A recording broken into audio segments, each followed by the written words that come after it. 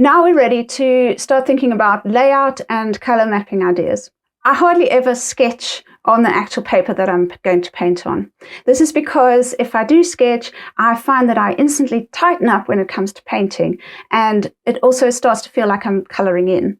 Instead, the way I work things out is by thinking visually and exploring with paint on the page. So the thumbnails are a great first step moving towards working things out with the paint. The color thumbnails are also useful to work out rough color placement ideas. I'll show you what I mean.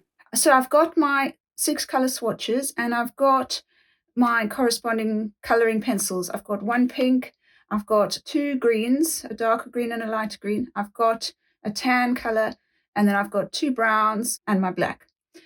And I'm also going to just use a normal pencil.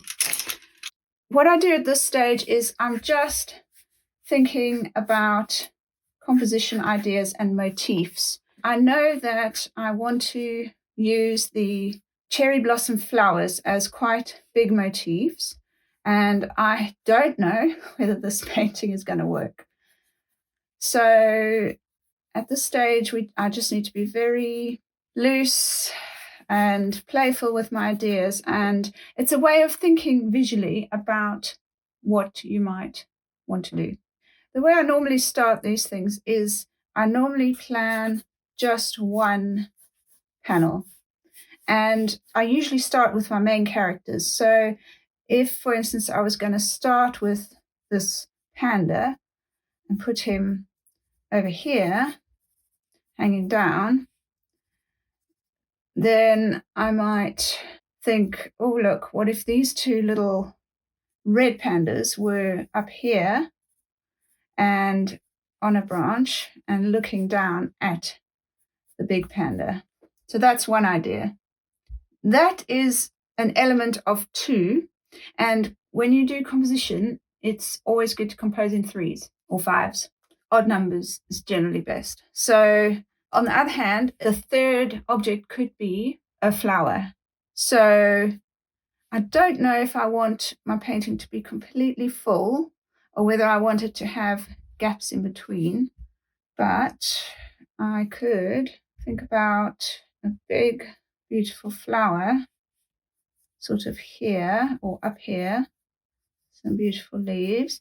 I'm just now thinking about scale, thinking about composition, and trying to pin down the image that's in my brain. Need a bit more space. So if I had the large panda here, the 2 little guys up there, and a diagonal going there, I'm thinking about these flowers. I'd like these flowers to be huge. So what if I have oversized flowers and leaves, and then have, I don't know if this will work, to have tiny animals, or whether that will just look weird. I don't always do this because sometimes I just dive in and I find that works better. I'm enjoying these plum blossoms where the flowers are really big, and I think I could paint that quite nicely. So I'm just loosely thinking about how I could draw these things. There's one coming in here. If I've got my sort of 4 things here, if I was to imagine my small pandas here and a branch coming down, now little face and another little face and a tail. So let's imagine those are my pandas. And then what if my big panda was here? His arm coming down. He would need to be on a branch going that way. His branch would have to be much thicker. And then I've got these beautiful flowers, which I want to paint quite big. and sort of like that. And this one could be here and behind this panda, something like that. Then there's an arc happening here. Just thinking about these leaves that could be entering into the picture. That's a beautiful flower. It could be kind of there, something like that. Bigger, big.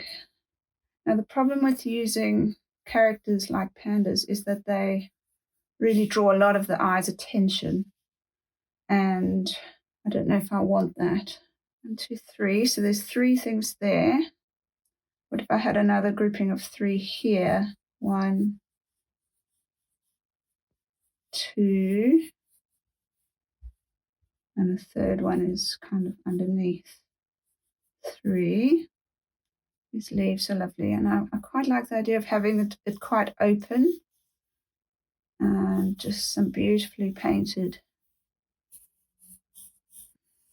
leaves and branches.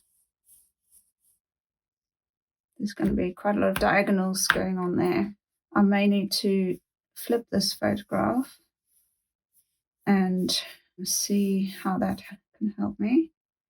It might work to have just the pandas and not the little red pandas, because the little red pandas are a lot smaller. So if I'm thinking about color, these will be kind of pinky with pink middles, and here as well, pale, and this one pinky-ish. And then this panda has quite a lot of black on him. There's black ears. I'd quite like it to be almost abstract, so almost just suggestions of color, and then when you look closer you go, oh, it's a panda. That would be quite fun. So I could have that one there. He would need to be on a branch, so I'd have a bit of a branch coming down there. Now, if these flowers are big and oversized, then I've got this panda hiding behind a tree, which I could flip.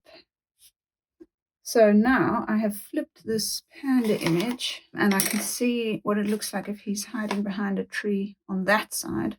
I would obviously need the branch, or the flower would be going that way, but I could have him kind of here, this little head, eyes here, and body kind of down here. Now the problem with this photo is I can't see any more of the panda, which means I need something here to cover that up.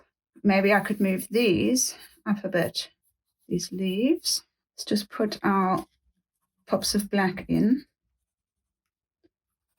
This would be quite a lot of black coming down here, which might be too much black. So that might not be a good one to use. Or I go with that and I put this grouping of 3 flowers there, which could go here instead.